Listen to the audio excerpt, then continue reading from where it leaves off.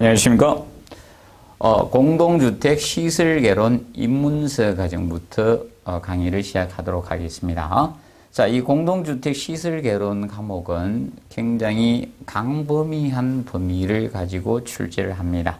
보통 1회에서 8회까지 공개시험 이전부까지는 보통 시험 유형이 기본 이론 파트에서 많이 출제가 되었습니다. 자, 그 이후로 공개시험이 되고 나서부터는 건축 표준 시방서나 또는 건축 구조 설계 기준이나 관계 법령 부분 이런 부분이 자꾸 출제 범위를 넓혀갔습니다. 그래서 시험이 좀 광범위하게 출제가 됩니다. 그래서 학습에 있어서 너무 광범위한 범위를 학습을 하다 보니까 굉장히 어려움이 많습니다. 그렇기 때문에 가장 첫째 단계로 해야 될 것이 이 시설개론 과목은 기초 용어부터 차근차근히 익혀져서 우리에게 공부 학습을 할 수 있는 일단은 길을 트여주는 것이 좋습니다. 그래서 기초 용어부터 먼저 학습을 하시고 그 다음에 기본 이론 파트의 기본을 먼저 잡으시기 바랍니다. 자, 이 범위가 너무 광범위하다 보니까 기본 전체적으로 다 암기하고 이렇게 나가다 보면 실정이 나서 금방 책을 덮는 경우가 많습니다. 그렇기 때문에 기초 용어 다음에는 기본 이론을 잡아주시고요. 구체적인 어려운 부분 심화학습은 나중에 하도록 하시기 바랍니다. 그래서 수업 체계가 그래서 입문서 과정에서는 용어 위주로 나가고요. 그 다음에 기본서에서는 기본 학습과 심화학습으로 나눠서 강의를 진행하도록 하겠습니다. 그래서 먼저 기초 입문서 과정에서 기초 용어부터 기본을 잡으시면서 나가도록 하겠습니다. 자, 그런데 이 기초 용어에서도 의외적으로 시험에 자주 출제가 됩니다. 그래서 기초 용어도 정확히 학습을 해 두시기 바랍니다. 그래서 먼저 이 공동주택 시설개론 과목은 크게 이 두 파트로 나누어지게 되는데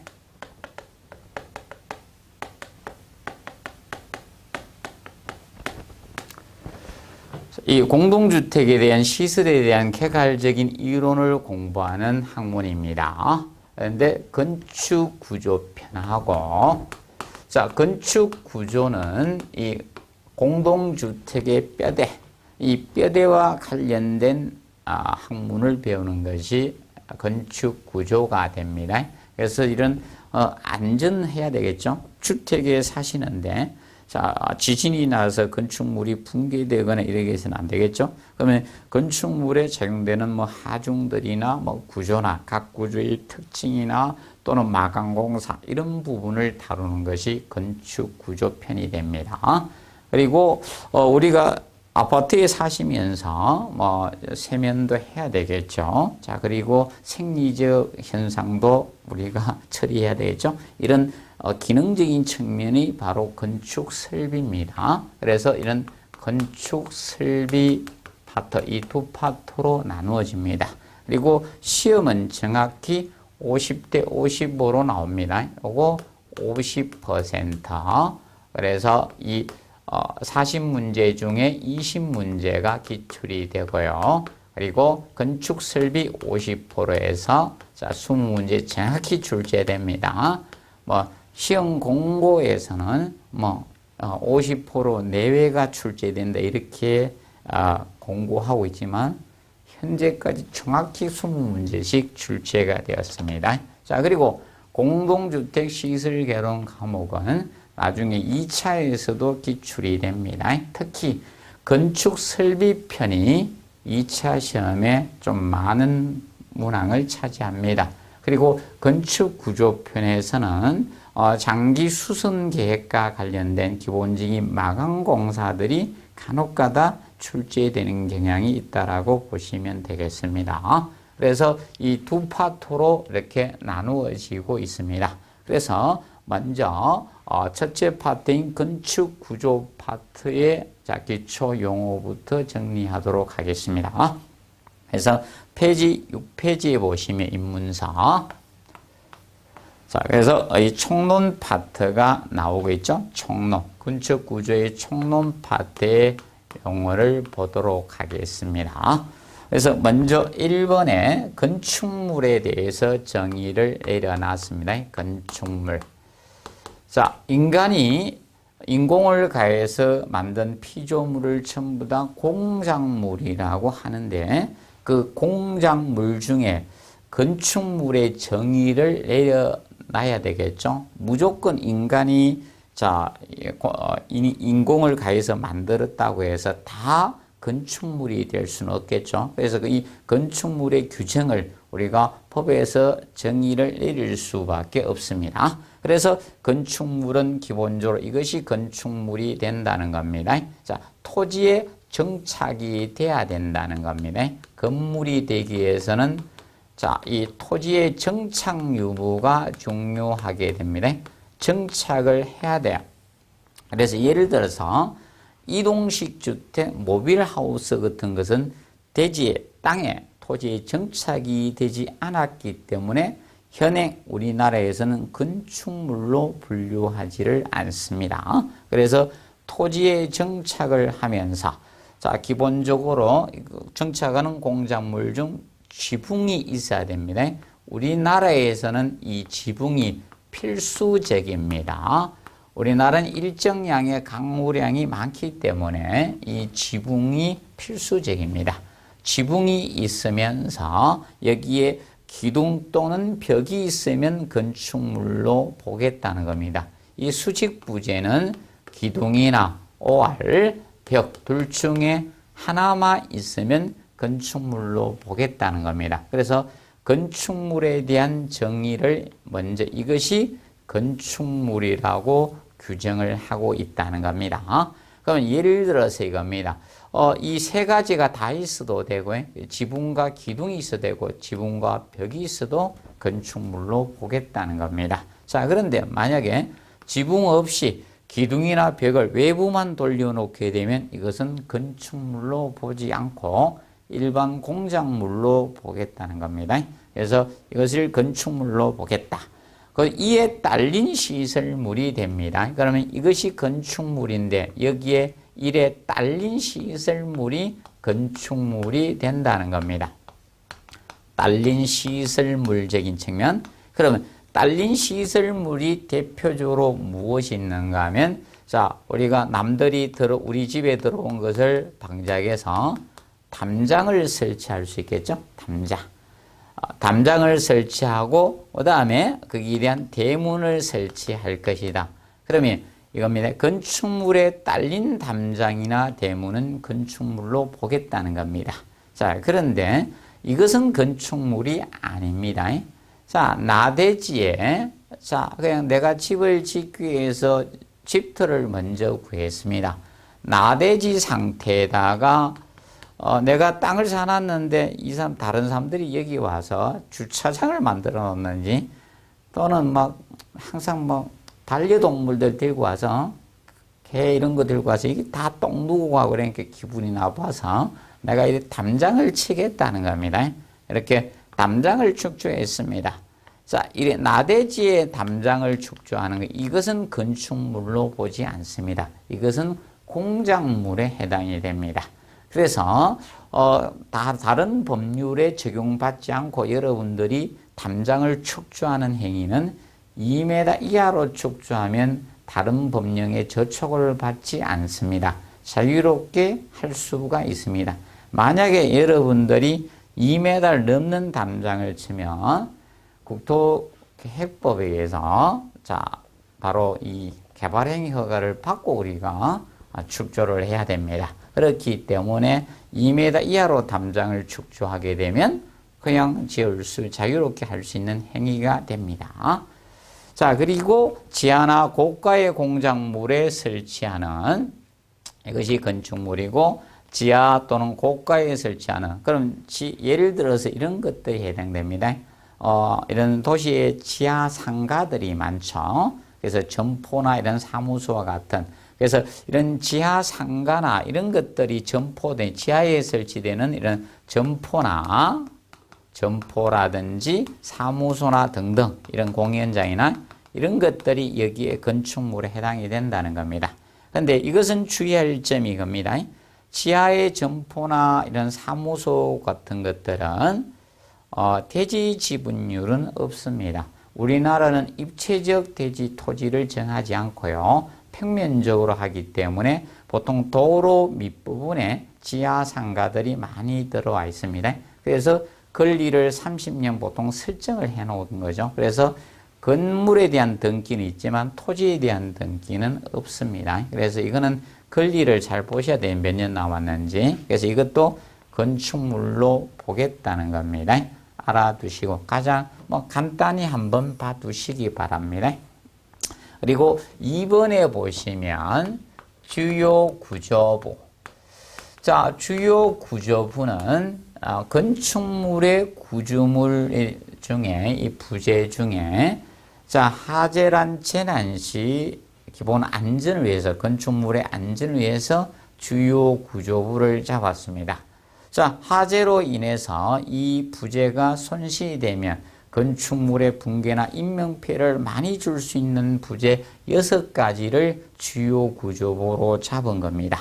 그래서 거기 보면 사익기둥이나 치하층 바닥이나 작은보나 이런 차양이나 옥외계단 이런 것은 주요 구조부에 들어가지 않는 겁니다. 그래서 주요 구조부는 화재 시 붕괴가 됐을 때 이 구조물을 위험에 처할 수 있거나 인명사고 많이 날 수 있는 부재를 주요 구조부 6가지로 잡았다는 겁니다. 그래서 이것은 2차 시험에 나왔었던 거죠. 그래서 주요 구조부는 내력벽하고 대력벽, 보, 지붕틀 크게 이 6가지만 해당됩니다.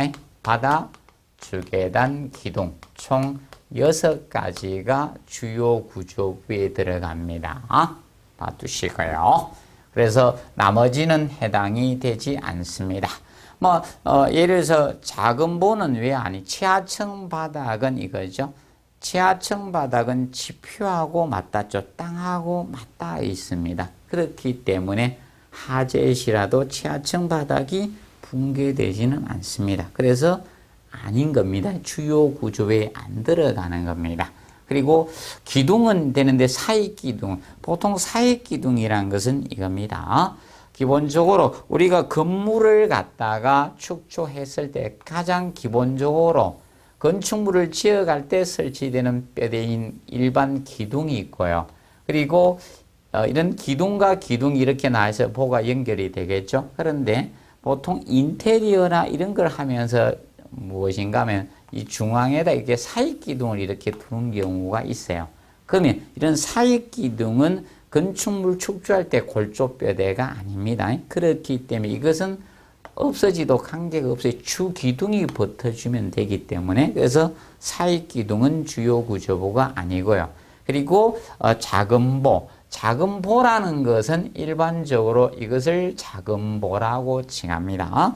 보통 기둥이 있을 때 이 기둥하고 이 기둥을 연결하는 수평부재는 일반 보예요.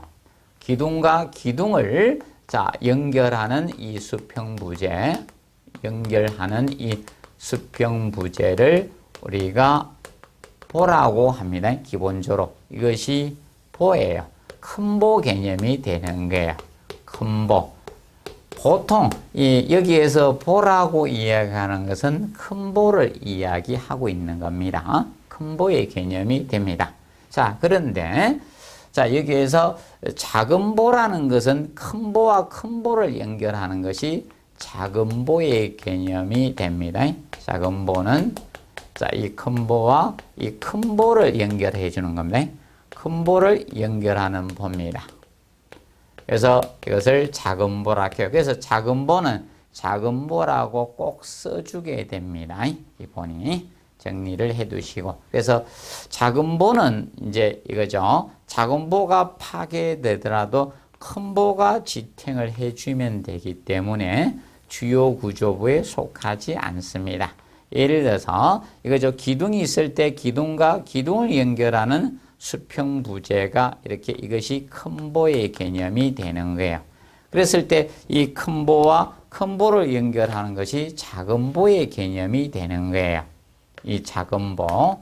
그러면 이 작은 보는 훼손이 되더라도 큰 보만 지탱이 되면 관계가 없습니다. 근데 큰 보가 붕괴되면 전체 바닥이 붕괴될 수밖에 없습니다. 그래서 큰 보는 주요 구조부에 속하는 겁니다. 기억을 해 두시고. 그래서 주요 구조부는 총 6개만 해당이 됩니다. 6가지 기억을 해 두시고. 그리고 주계단은 되지만 옥외계단은 해당이 되지 않습니다. 그러면 주계단이라는 것은 보통 계단이 상하 수직 통로죠. 동선이 되는데 그 수직 통로로서 주 통로로 사용되는 계단이 주계단이 됩니다. 그런데 옥외계단은 주계단이 될 수가 없습니다. 옥외계단은 보조적으로 두는 것이죠. 그래서 주계단은 옥외에 놓여지지 않습니다. 그래서 봐두시고요. 그 다음에 세 번째, 기둥에 대해서 내죠. 기둥은 수직부재가 되겠죠. 기둥은. 기둥에 대해서는 여러분들 거의 다 아실 겁니다. 기둥에 간혹가다 한 번씩 파가 본 분도 있죠. 먼 산 파고 가다가 많이 봐. 최근에는 더 박을 가능성이 없겠죠. 스마트폰 하고 가다가 앞에 안 보고 가서 박는 분들 꽤 있어요. 그래서 기둥은 수직부재가 되겠죠. 기둥은 수직부재니까. 수직부재죠. 수직부재이기 때문에 기둥은 이렇게 수직부재이기 때문에 보통 위에서 이 축방향. 그래서 거기 보시면 2번에 보시면 기둥에서 2번에 보시면 기둥이라 하면 높이가 최소 단면치의 3배 또는 혹은 그 3배 이상 되는 것을 기둥이라고 하는데, 근데 주의할 것 주로 축방향이라고 나오죠. 원래 축방향의 개념에 대해서 축방향이라는 것은 쉽게 길이 방향이라고 보시면 되겠습니다. 원래 축의 개념이 이것이 축이거든요. 공식적인 용어로 따지면 어떤 부재가 있을 때 이 부재에 여기에 면이 있겠죠. 양쪽에 면이 있는데 이 도면의 중심, 도심과 이 도심, 도면의 중심인 도심, 이 도심과 도심을 연결하는 선, 이것이 바로 축의 개념이 되는 거예요. 그럼 이 방향이라는 거예요. 축방향은. 그러면 축방향 개념은 바로 길이 방향이라 보시면 되겠습니다. 쉽게 보면 길이 방향, 긴 방향이 축방향입니다. 축방향에 대한 압축이죠. 누르는 하중으로 작용될 수밖에, 누르는 힘을 받죠. 그래서 위에서 이렇게 누르는 힘을 받을 수밖에 없습니다. 압축하죠. 원래 압축력이라고 하죠. 압축력. 누르는 힘을 압축력이라 하거든요. 압축력. 그래서 압축하중을 받을 수밖에 없죠. 이 누르는 힘인 압축하중을 받는 게 수직부재는. 그러면 수직부재하고 수평부재가 차이가 있습니다. 그러면 기둥이나 벽과 같은 부재는 위에서 누르는 힘을 받을 수밖에 없겠죠. 압축.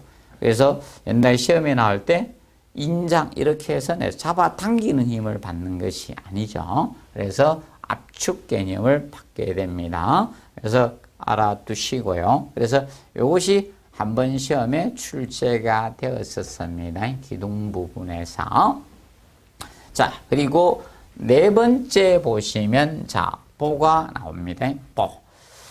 보라는 것은 여기가 이 수직부재인 이 기둥이 있겠죠. 이 기둥과 기둥을 연결하는 우리가 수평 이 구조부재가 보의 개념이 됩니다. 보. 그래서 아까 했어요. 큰 보하고 작은 보 두 가지가 있습니다.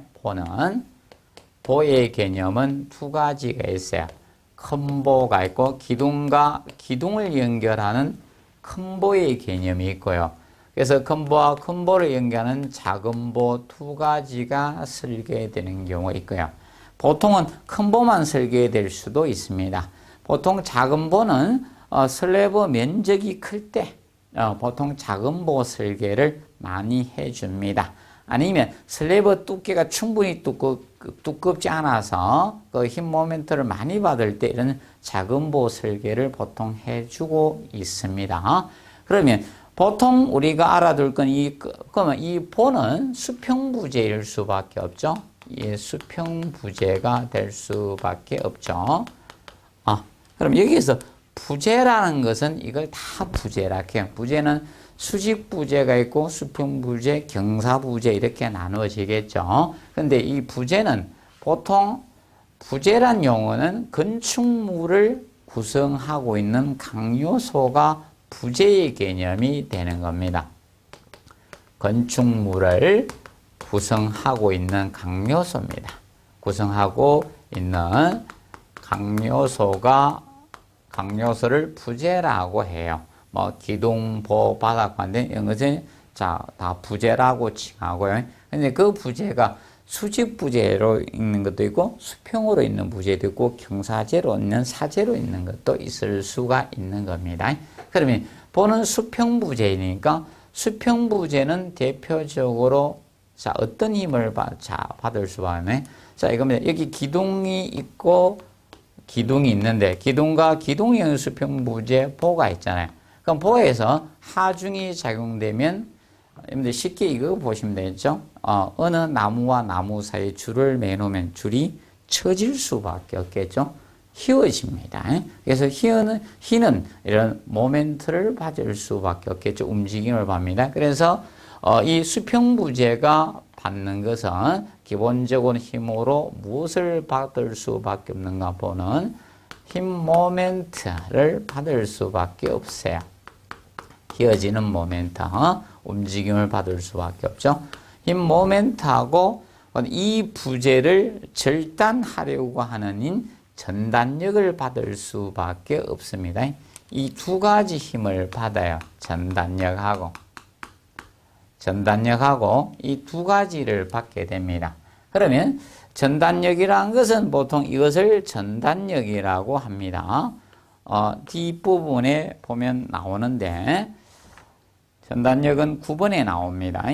7, 8, 9의 압축력, 인장력, 전단력에 대해서 나오거든요. 힘 모멘트가. 자, 그러면 전단력이란 것은 그 9번에 보시면 8페이지였죠. 8페이지 9번에 보면 전단력이 어떤 부재를 그럼 두 개의 반대 힘에 의해서 이 부재를 절단하려고 자르려고 하는 힘을 전단력이라고 합니다. 전단력. 그럼 이 수평부재인 보는 이 힘 모멘트가 작용하기 때문에 휘어져. 휘는 움직임이 발생하기 때문에 휘어지면 당겨질 수밖에 없습니다. 그러면 힘 모멘트에서 인장력, 잡아당기는 힘이 발생할 수밖에 없습니다. 잡아당기는 힘이 발생합니다. 인장력이 발생될 수밖에 없습니다. 그래서 간단히 알아두시고 보는 일단은 수평부재라는 측면 기억을 해 놓으십시오. 자, 그리고 5번에 보시면 5번에 벽이 나옵니다. 벽. 벽은 우리가 영어로 월의 개념이 되겠죠. 그래서 이 벽은 여러분들 그게 법적인 용어적인 측면은 그 1번 했습니다. 두께가 직각으로 측정한 수평 지수가 그 벽 두께의 3배가 넘는 우리가 수직 부재를 우리가 벽이라고 하죠. 그래서 벽의 개념은 이렇게 최소한 벽이 되기 위해서는 이 두께에 대해서 이 길이가 3배 이상은 돼야 된다는 겁니다. 이것이 요 두께에 대해서 이 T에 대해서 이게 3T 이상은 돼야지 된다는 겁니다. 그래서 이거에 대해서 이것이 3배 이상 되는 수직 부재가 벽이라고 보시면 되겠습니다.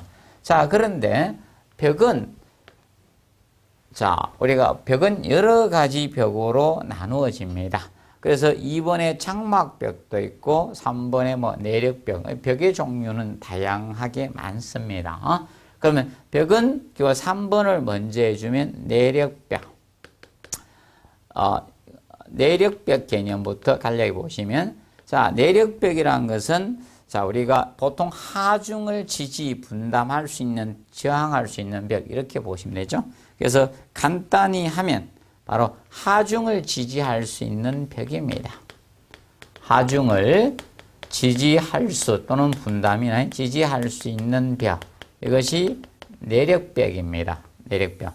보통 내력벽이라고 하는 것들은 건축물 뼈대를 축조할 때 같이 올라가는 벽이 내력벽입니다.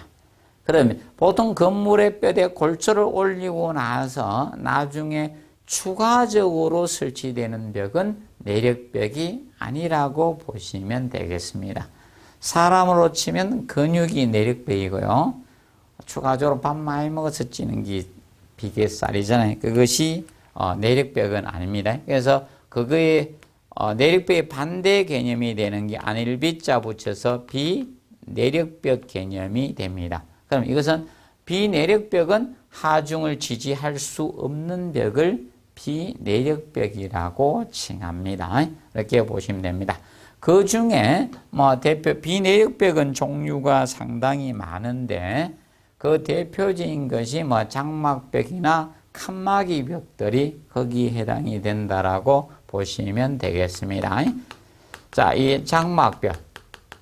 자, 장막벽은 골조가 있는 철근 콘크리트 건물이나 또는 철골 구조나 철근 콘크리트 같은 골조 뼈대가 짜여져 있는 건축물에 나중에 벽돌이나 볼록 등을 이용해서 벽을 쌓는 것을 장막벽이라고 칭합니다. 장막벽. 그래서 장막벽은 얼마든지 우리가 제거를 할 수가 있는 겁니다. 장막벽이 있고 그 다음에 칸막이벽. 자, 칸막이벽이라는 것은 자, 보통 어떤 공간을 나누어서 쓸 때죠. 칸을 나누어서 쓰는 거. 내가 지금 현재 어디를 임대를 했습니다. 영업을 하기 임대를 얻어서 하나를 전체로 쓸 수도 있는 거고, 실을 여러 개로 나누어서 칸을 쳐서 쓸 수 있죠. 그 벽이 칸막이 벽이 됩니다. 그래서 장막벽이나 칸막이 벽은 비내력벽, 하중을 지지할 수 없는 벽 개념이 됩니다. 그래서 옛날에 11회 하중을 지지하지 아니하는 부재에서 칸막이 벽이 한번 시험에 출제가 되었었습니다. 정리해 두시고, 그 다음에 6번에 보시면 슬래브에 대해서 보도록 하겠습니다. 슬래브, 보통 우리 바닥이라고 하죠. 바닥.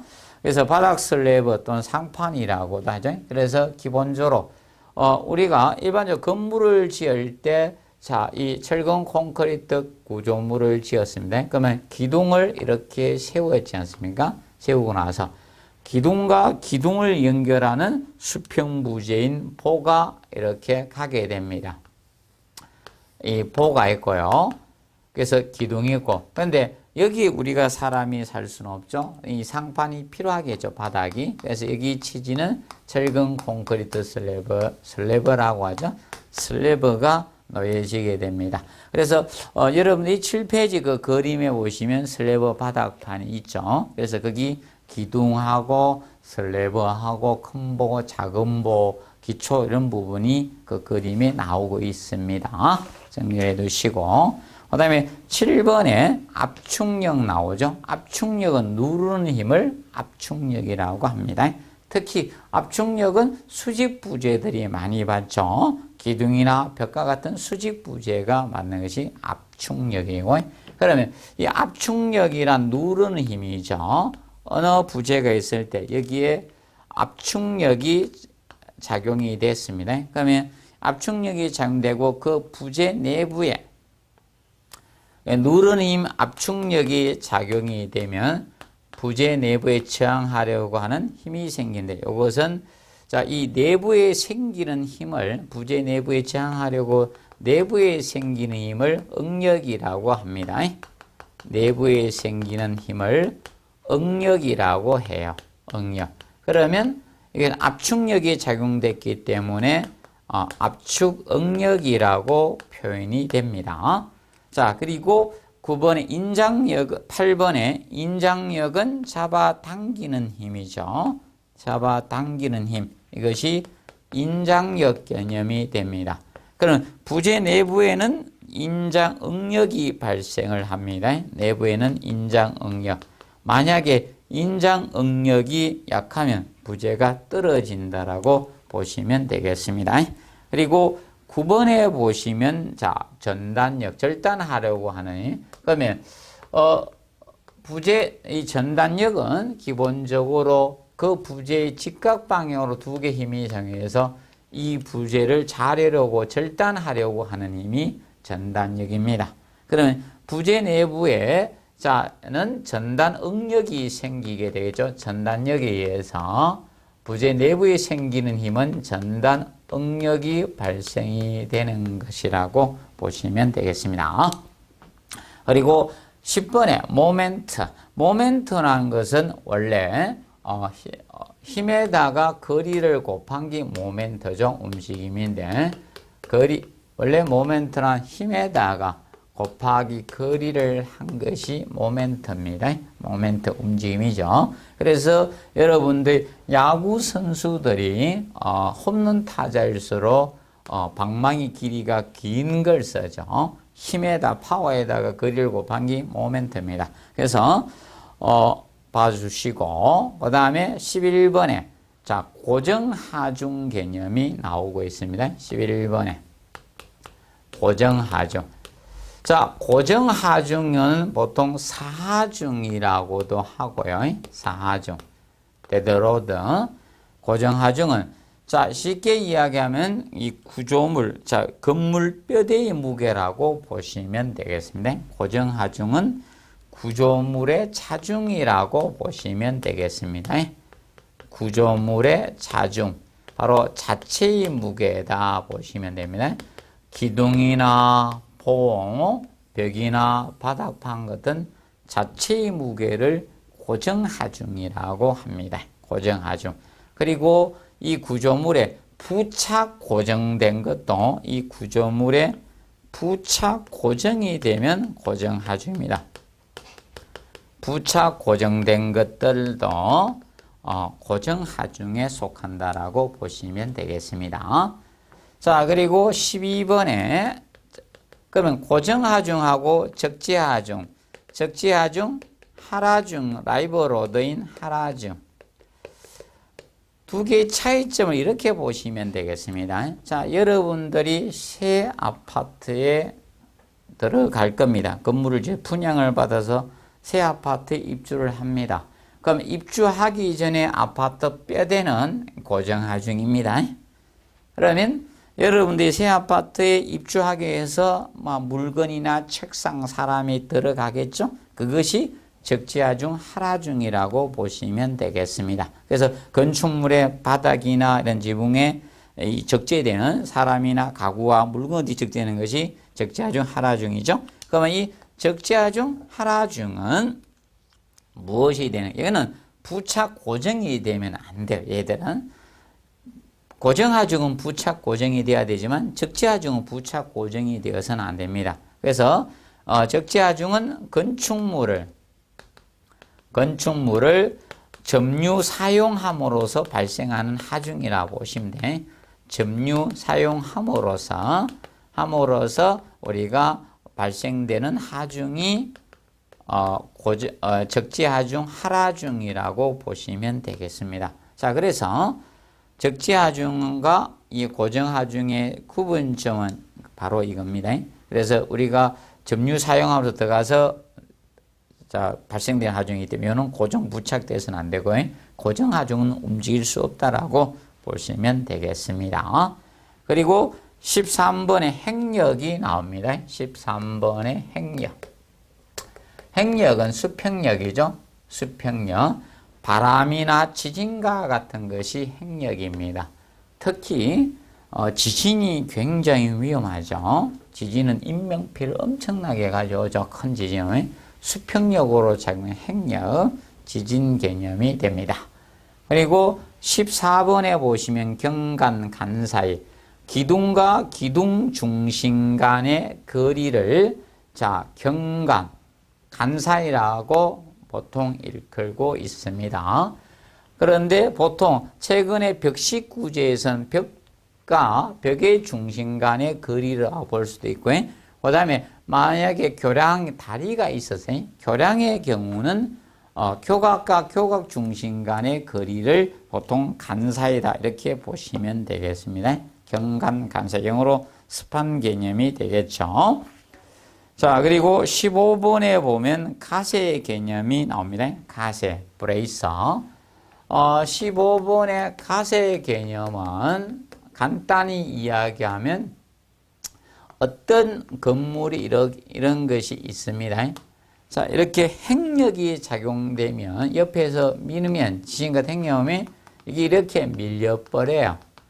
그렇기 때문에 여기에 대한 행력 보강을 목적으로 이 대각선 방향으로 이런 방향으로 설치해주는 이 부재를 가세라고 합니다. 그래서 행력 보강 목적으로 행력 보강을 목적으로 빗방 이 대각선 방향이 되겠습니다. 대각선 방향으로 설치하는 경사제죠. 설치하는 경사부재입니다. 경사부재를 가세라고 합니다. 가세 부분이 됩니다.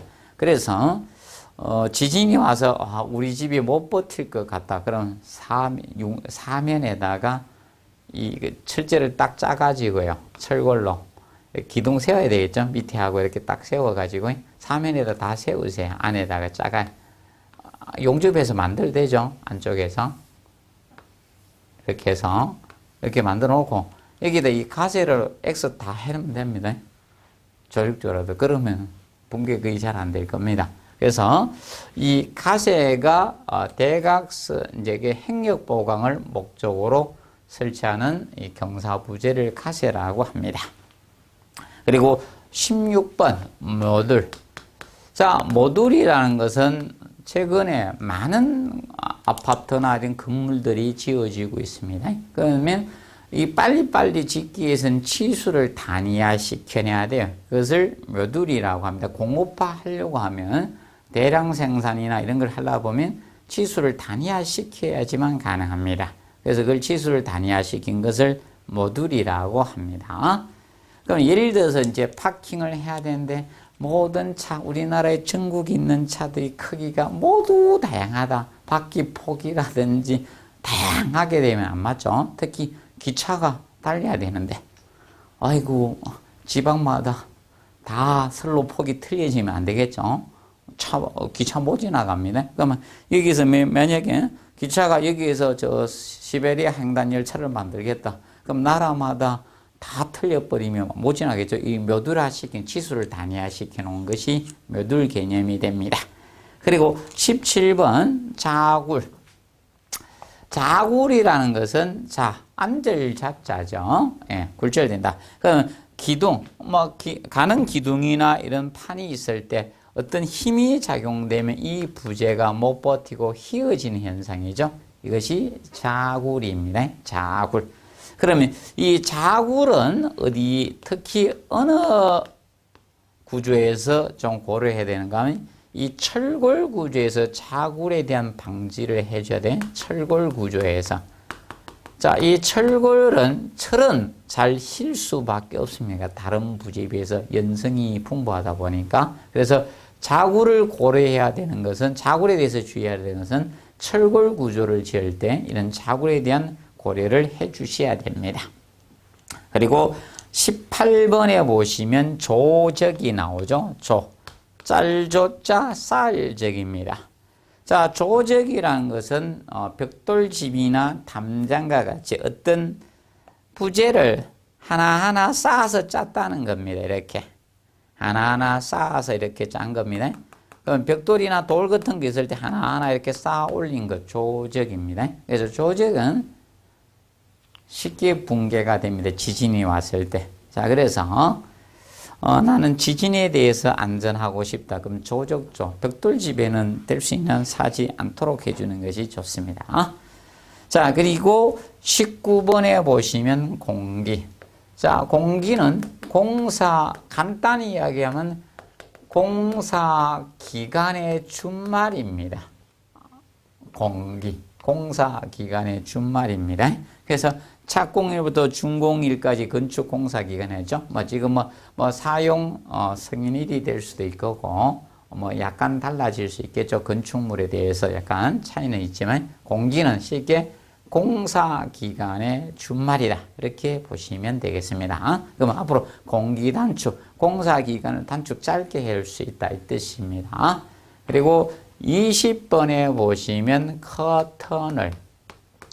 커튼과 같은 월벽이라는 거죠. 커튼월이라는 것은. 커튼월은 쉽게 이겁니다. 자, 현장에서 직접 벽을 제조하지 않고요. 공장 제품을 이용해서 외벽을 조립하는 벽을 보통 현재는 커튼월이라고 합니다. 과거에는 비내력벽을 커튼이라고 했는데 지금은 공장 제품으로 외벽을 조립하는 벽을 커튼월이라고 보시면 됩니다. 대표적으로 63빌딩이라든지 자, 제2롯데월드 500 몇십 메다 건물 짓죠. 이런 외벽을 갖다 조립을 할 수밖에 없죠. 이런 벽을 커튼월이라고 칭합니다. 커튼월. 커튼과 같은 월벽이다 이겁니다. 어떻게 실내 공간하고 실외 공간이죠. 실내 공간을 차단하는 개념으로 사용되는 벽이다 이게. 그리고 21번에 보면 실링제. 자, 실링제라는 것은 쉽게 하면 여러분들은 실리콘이나 코킹 같은 거 이런 걸 실링제라고 보시면 된다. 자, 최근에 건축물들이 조립 공법이라든지 또는 이 커튼홀 공법을 많이 쓰잖아요. 그럼 외벽을 조립할 수밖에 없거든. 그러면 재료와 재료 사이 줄눈 조인트가 생기는데 그 줄눈에 빗물을 차단하거나 또는 차음도 해야 되겠죠. 그래서 넣는 줄눈 재료를 실링제라고 합니다. 그래서 여러분들 실리콘 쏟는 거 이거 생각하시면 되겠죠. 장틀인데 그래서 실링제가 됩니다. 그래서 그 일본의 건축물의 프리페브 공법이 바로 조립 공법이죠. 그래서 커튼홀 공법에 대해 줄눈제를 실링제라고 합니다. 그리고 22번에 보면 수장이라는 것은 자, 주로 장식을 목적으로 붙여대는 공사, 쉽게 마감공사라고 보시면 되겠습니다. 자, 우리 집에 천장에 전선이나 전구가 막 매달려 있으면 천장 바라보기가 싫습니다. 간혹가다 거미, 스파이더맨이 막 내려올 수도 있겠죠. 그래서 천장을 가려되게 해서 우리가 반자를 만들죠. 그런 것들이 수장공사입니다. 그리고 벽면에 벽지공사를 한다든지 또는 우리가 나는 이 좋은 나무 이 피스톤 향 같은 피톤 피치 같은 이런 향을 내는 목재로 마무리를 하겠다. 이런 것이 수장공사라고 보시면 되겠습니다. 자, 그리고 바닥에는 장판지를 깐다, 마루너를 깐다 이런 것들이 수장입니다. 마무리 공사라고 보시면 되겠습니다. 실내 마무리 공사. 자, 그리고 이음은 제 길이 방향으로 두 부재를 접한 것은 어떤 부재가 있을 때 이음 있는다는 것은 이 길이 이렇게 긴 것을 이렇게 길이 방향으로 이렇게 있는 것. 자, 그러면 이음 실도 이렇게 있는다고 표현하죠. 기니까. 그래서 길이 방향으로 이런 접합을 하는 것을 이음이라고 합니다. 그리고 맞춤은 옛날에 여러분 연세가 많은 분들은 옛날 학교의 책상이나 글상 같은 것들이 이렇게 일정한 각도로 목재와 목재 사이, 그럼 이렇게 두 부재 만나면 이 홈을 파가지고 이렇게 나무를 끼어가 이런 맞췄다든지 이런 일정한 각도로 접합하는 것을 우리가 맞춤이라고 합니다. 맞춤. 자, 그리고 25번에 강성. 자, 강성이라는 것은 구종 외력을 받았을 때 변형하지 않으려 적게 하는 성질을 변형하지 않으려거나 또는 적게 하려고 하는 성질을 강성이라고 합니다. 그러면 두 부재가 이렇게 연결이 되어 있는데 어떤 하중에 외력이 작용된 무슨 힘이 작용이 되든 이런 부분이 변형하지 않으려고 하는 성질을 강성이라고 합니다. 그러면 강성이 좋다는 것은 변형이 적다는 거예요. 강성이 크다는 것은 강성이 적으면 변형이 많이 된다고 보시면 되겠습니다. 그래서 강성은 변형이 적은 성질이라고 보시면 돼요. 적게 하는 성질이라고 보시면 되겠습니다. 그리고 26번에 가세골조 나오죠. 행력 저항을 막기 위해서 설치한 구성재라고 보시면 되죠. 그러면 예를 들어서 뭐 어떤 방식이든 관계없는데 건물을 이렇게 지었을 때 트러스와 같이 거기 이렇게 놨죠. 건물골조 방식은 이중골조 방식에서 중심형 또는 편심형의 수직 트러스와 같은 동등구조. 그럼 여기에다가 내가 행력 보강하기 위해서 이렇게 대주겠다 이겁니다. 그런 것이 가세골조에 속합니다. 원래 앞에서 가세에 대해서 배웠죠. 행력 보강을 목적으로 대각선 방향으로 우리가 설치하는 경사부재를 했는데 이것을 수직 트러스 형태로 이렇게 수직으로 이렇게 트러스를 설치해 주는 거예요. 수직으로. 이것을 가세골조입니다. 그리고 27번과 28번은 꼭 비교해 놓으시기 바랍니다. 27번에 건물골조 방식과 모멘트 골조 방식. 건물골조 방식이 있고요. 모멘트 골조 방식이 있습니다. 28번에 모멘트 골조 방식. 모멘트 골조 방식과 이 건물 골조 방식의 차이점은 이 수직 하중이나 행력을 보아 기둥, 이 라멘 골조가 다 받아줘. 라멘 골조 받아요. 보통 원래 라멘 골조가 바로 이거죠. 이 철근 콘크리트 기둥이 이렇게 있고요. 기둥이 있고 기둥이 있습니다. 이 기둥과 기둥을 연결하는 수평 부재인 보가 이렇게 있습니다. 이 보가 있어요. 보가 있고 이 보와 보를 연결하는 이 바닥판 슬래브가 있죠. 슬래브 바닥판이 있습니다. 그러면 이게 라멘 골조죠. 이것이 라멘 구조예요.